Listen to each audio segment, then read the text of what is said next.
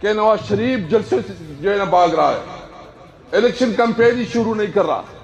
کل انہوں نے جلسہ منسوخ کیا اور مطالبہ کر رہا ہے کہ مجھے 2/3 میجارٹی دے دو.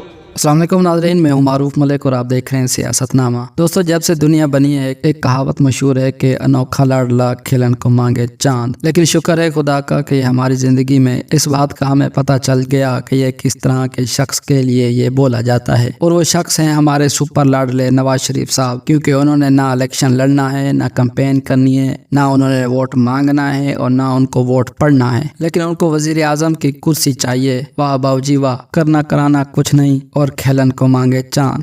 کہ نواز شریف جلسے جو ہے نا بھاگ رہا ہے، الیکشن کمپین ہی شروع نہیں کر رہا.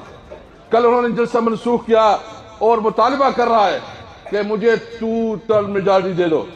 یعنی وہ عوام سے نہیں مانگ رہے، وہ کسی اور سے مانگ رہے ہیں کہ مجھے 2/3 میجارٹی دے دو. وہ کسی اور سے مانگ رہے ہیں.